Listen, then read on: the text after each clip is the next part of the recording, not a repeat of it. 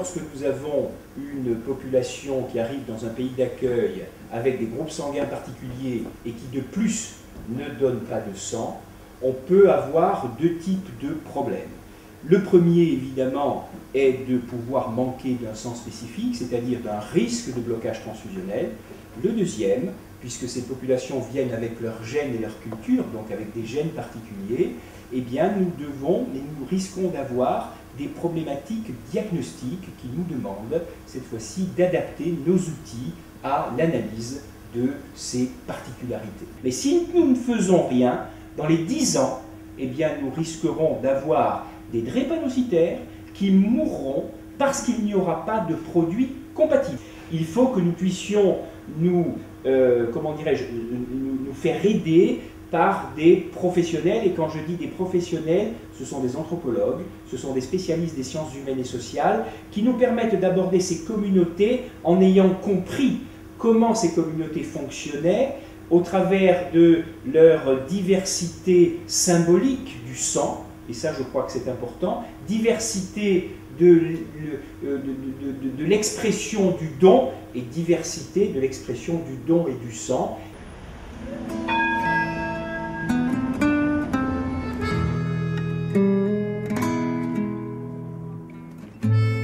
C'est des caractéristiques du don, c'est écrit en comorien, tu vois. Ah, c'est bien. C'est qu'en comorien pour ta maman, justement. Ah, mais c'est bien, c'est bien, c'est bien. Ta maman, comme ça, ta maman, il va mieux comprendre l'importance de donner.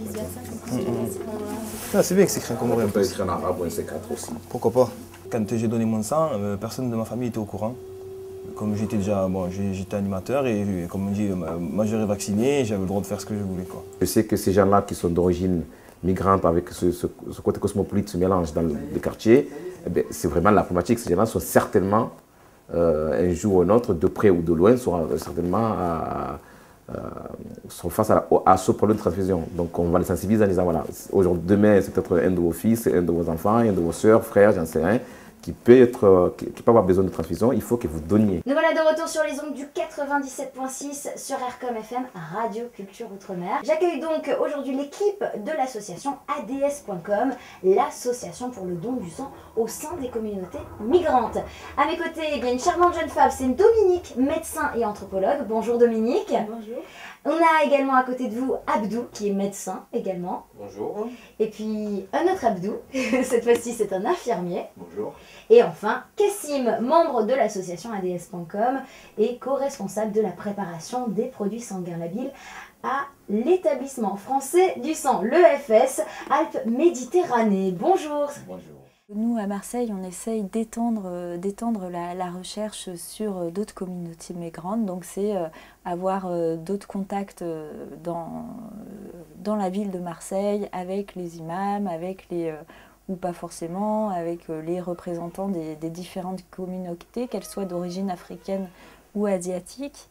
Et puis se pose aussi un problème à l'établissement français du sang aussi, c'est qui est beaucoup plus biologique, c'est comment faire pour phénotyper ou pas les poches de sang de personnes d'origine migrante, enfin pas européenne, pas caucasienne.